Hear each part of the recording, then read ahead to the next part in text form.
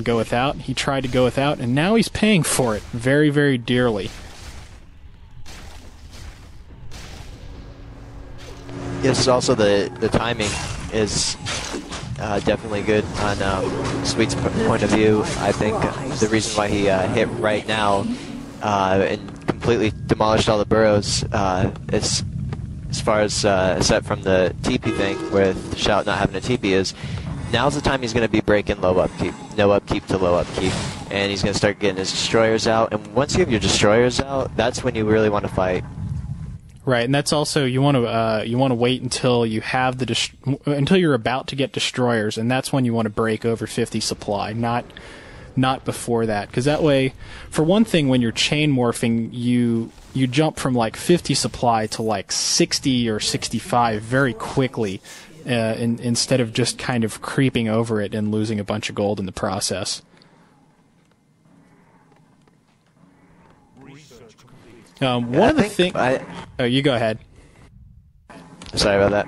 I was just saying, one of the disadvantages, it seems like, with the Temple of the Dam, not only will Hex still work, I guess Shell doesn't know because I haven't seen much Hex on anything lately, but is the amount of wood it costs. Like, Sweet's very low on wood, and he has 3 ghouls on lumber right now. And usually, I don't know, at this point when I see Undead going fiends and they don't go casters like Sweet is going, they have a little more wood than that, and they can spend a little more on upgrades and everything like that, but yeah.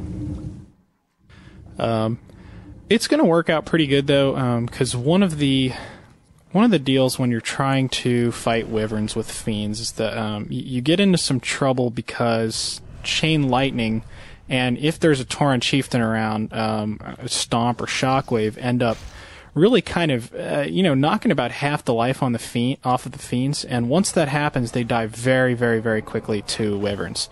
You get anti-magic shell, and that nullifies all the damage from those kind of area of effect-ish spells, and that sort of solves your problem. Another thing is Banshees, they don't really have the greatest attack in the world, but it does do 9 to 13 magic damage. Magic damage being the operative term, because that makes it really good against grunts. It's going to have magic damage against heavy armor does double. So the Banshee's attack ends up being almost as good, not for a single Banshee, but for the amount of money that you spend on him. It ends up being about as good as a fiend, or as like 2 Banshees for 1 fiend against a grunt.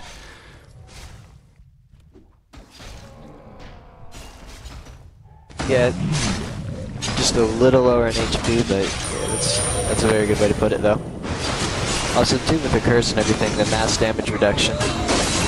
Yeah, he is also using curse at this point, which since curse is causing misses, and Howl of Terror actually just cuts their damage by some percentage depending on the level, so they do actually stack, and as a result, his army is not doing nearly the damage that it usually does. Because, I mean, for anybody that's had to go up against wyverns, one of the big problems is they do so much damage so fast that you can't heal it all off, and you just lose too much of your army.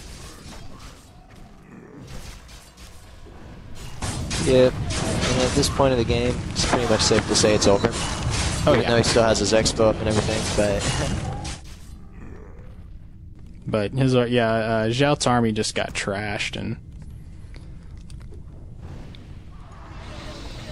I think the single biggest thing that won this game was I think that push where he killed like 3 burrows and a lot of peons, and kind of regardless of what strategy you use, be it fiends and banshees or be it ghouls or whatever, it's really nicely timed things like that win the pro games. Usually. Sometimes it's sweet micro tricks too, but anyway, Pant3ra, you want to give us a summary of I guess what you think were the most critical strategy points from this game?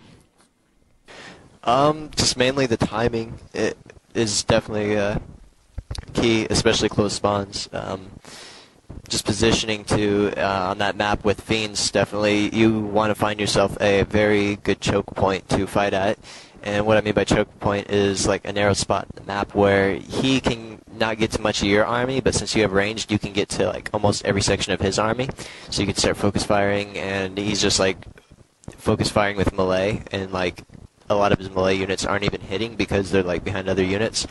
And if you can do that, and that's basically lowering his damage output without even using any skills from a hero or a unit. For example, the Banshee, as we saw, or the Pit Lord. It's definitely key too. How about you, Fray?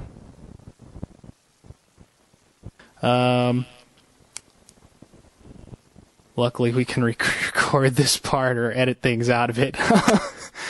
Oh, jeez. Okay, yeah, I'm kind of in the brain fart mode now. Thank God for Fray's $1 million audio recording system, or how much ever it was. Right.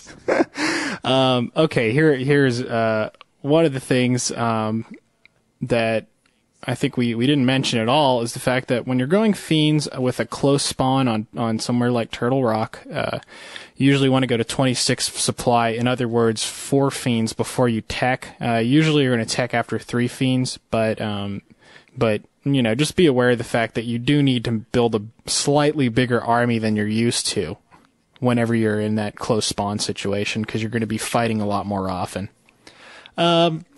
One thing I know people are probably going to ask about is what happens if your opponent goes Spirit Walkers, because Curse and Howl are dispellable. Well, first thing to note is that Anti-Magic Shell is not dispellable. Check out IBAS Pit Lord's very good Undead guide in the Undead Strategy forum. He talks about that and a number of other things. That's actually where I initially learned things about Anti-Magic Shell not blocking Hex and that kind of stuff. Basically, I think you're going to be all right doing the same army, because the money that they spend getting the Spirit Walkers is going to be money that they're not spending massing Wyverns. So they'll effectively lose a bit of their damage anyway. You're really not going to be able to use Curse with the Spirit Walkers around, but you probably will be able to recast Hal, and if he has few enough Spirit Walkers around, you should be able to focus them down with your Destroyers pretty nicely. I don't think they can afford to go into corporeal form because the fiends are going to kill him pretty bad. That's about all I have to say, except for Tier 2 Power Push with the Pit Lord. Yep. For the win. This is Fray of the Bad Impressions signing out. And this Pant3ra. Later. Like, being gay is fine with me. Like, I don't have a problem with gay people. It's just over the internet.